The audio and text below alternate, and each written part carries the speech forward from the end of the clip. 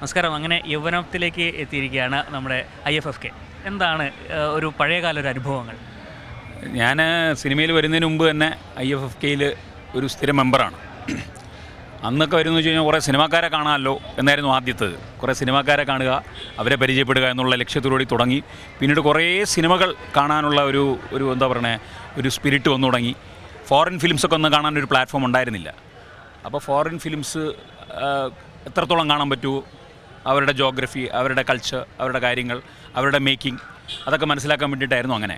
പിന്നീട് ഇപ്പോഴൊക്കെ ഞാൻ വരുന്നത് നമ്മുടെ ഒരുപാട് സിനിമാ സുഹൃത്തുക്കളെ കാണാനും, നമ്മൾ ഈ ഒരു ഇടവേള എപ്പോഴും എടുക്കാൻ നോക്കും. ഞാൻ കുറേ സിനിമാ സുഹൃത്തുക്കളെ കാണാനും പുതിയ സിനിമാ പ്രവർത്തകരെ പരിചയപ്പെടാനും, പിന്നെ ഇതിൻ്റെ ഒരു അലകളിലൂടെ ഇങ്ങനെ ഒഴുകുക. അതിൻ്റെ കൂട്ടത്തിൽ തന്നെ നമുക്ക് കാണാൻ പറ്റുന്ന കുറേ ഇൻഡിപെൻഡൻറ്റ് ഫിലിംസ് വരും. ഇപ്പോൾ നമുക്ക് ഫോറിൻ ഫിലിംസിനുള്ള പ്ലാറ്റ്ഫോംസ് ഇഷ്ടം പോലും ഇപ്പോൾ ഉണ്ട്. പക്ഷേ ചില മലയാള സിനിമകൾ അല്ലെങ്കിൽ ചില ഇന്ത്യൻ ഫിലിംസ് നുള്ള പ്ലാറ്റ്ഫോം ചിലപ്പം ഇത് മാത്രമായിരിക്കും. ഈ കാലയളവിൽ മനസ്സിൽ നിലനിൽക്കുന്ന പഴയകാല അല്ലെങ്കിൽ പണ്ട് കാലങ്ങളിൽ കണ്ട സിനിമകളിൽ ഏറ്റവും മുൻപന്തിയിലേക്ക് വരുന്നതായിരിക്കും?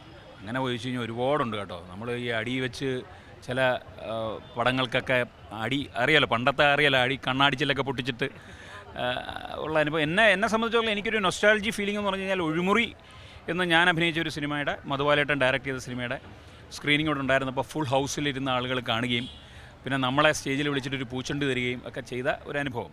അത് നമ്മൾ എന്നും ഹൃദയത്തോട് ചേർത്ത് വയ്ക്കുന്ന ഒരു അനുഭവമാണ്. കാരണം ഫുൾ സ്ക്രീനിൽ, അതായത് നമ്മളിപ്പോൾ അങ്ങനെ ഒരു പാറ്റേൺ ഓഫ് സിനിമ, അങ്ങനെ ഒരു ജോണറുള്ള ഒരു സിനിമ ഒരിക്കലും തിയേറ്ററിൽ അങ്ങനൊരു എന്താ പറയുക, ഈ കരഘോഷത്തോടുകൂടിയും ഈ ഒരു അഭിപ്രായത്തോടുകൂടിയും ക്വസ്റ്റ്യൻ Q&A സെഷനൊക്കെ ഉള്ള ഒരു അനുഭവം ഉണ്ടല്ലോ.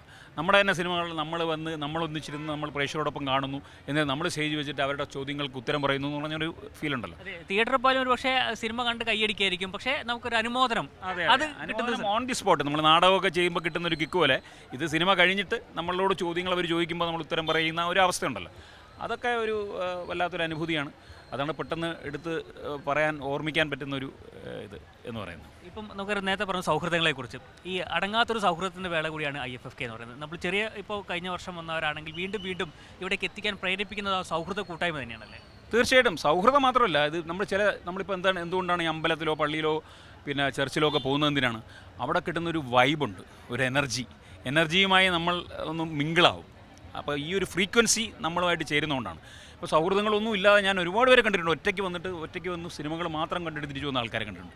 ഈ ഒരു വൈബിൽ ഒന്ന് നടക്കുമ്പോൾ അവർക്കുണ്ടാകുന്നൊരു ആനന്ദം ഉണ്ടല്ലോ, അവർക്ക് കിട്ടുന്ന ഒരു കിക്ക്, ആ കിക്കിന് വേണ്ടിയിട്ടായിരിക്കും അവർ വീണ്ടും വരുന്നത്. പിന്നെ നിങ്ങൾ നിങ്ങൾ പറഞ്ഞ പോലെ പുതിയ സൗഹൃദങ്ങളുണ്ടാകുന്നു, പുതിയ കൂട്ടായ്മകളുണ്ടാകുന്നു.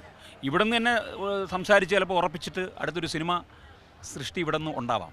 അപ്പോൾ അതൊക്കെയാണ് ഇതിൻ്റെ ഒരു പുതിയ കാലത്തെ ആളുകൾക്കുള്ള ഒരു സിനിമയിലേക്കുള്ള ആദ്യ ചുവടുവെപ്പായി നമുക്ക് ഇതിനെ കാണാം അല്ലേ?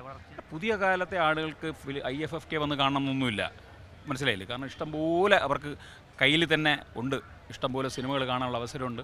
പക്ഷേ ഇവിടെ വരുന്നത് കൊണ്ടെന്ന് വെച്ച് കഴിഞ്ഞാൽ ഇവിടെ ഇപ്പോൾ എല്ലാവരും ഈക്വലാണ്. ഇവിടെ ഇപ്പോൾ ഒരു സംവിധായകനെന്നോ നടനെന്നോ അങ്ങനെ ഒരു വ്യത്യസ്തതയില്ലാതെ എല്ലാവരും ഒന്നിച്ച് നിൽക്കുന്ന ഇതിനകത്ത് ആളുകളെ പരിചയപ്പെടാൻ അവർക്കൊരു വേദിയായിട്ട് ഉപയോഗിക്കാമെന്ന് എനിക്ക് തോന്നുന്നു. ഇപ്പോൾ ഇത്തവണ എത്ര സിനിമ ഉണ്ട്, ഇനി ഏതൊക്കെ കാണാൻ പോകുന്നത്? അങ്ങനെ ഒന്നും ഐഡിയ ഇല്ല. ഇപ്പം ഞാൻ ഇന്നലെ ഒരു 3, മെനിഞ്ഞാന്നൊരു 3, 6, 7 സിനിമ കണ്ടു കഴിഞ്ഞു. ഇനി അങ്ങനെ ലിസ്റ്റ് ഒന്നുമില്ല. നമ്മൾ ചില സജഷൻസ് നമുക്ക് വരാറുണ്ടല്ലോ, ആ സജഷൻസ് വെച്ചിട്ട് നമ്മൾ കാണുന്നു. അങ്ങനെയാണ്. Thank you. സി ഏറ്റവും പുതിയ വാർത്തകളും വിശേഷങ്ങളും വിരൽ തുമ്പിലറിയാൻ Zee മലയാളം ന്യൂസ് എല്ലാ ഡിജിറ്റൽ പ്ലാറ്റ്ഫോമുകളിലും ലഭ്യം.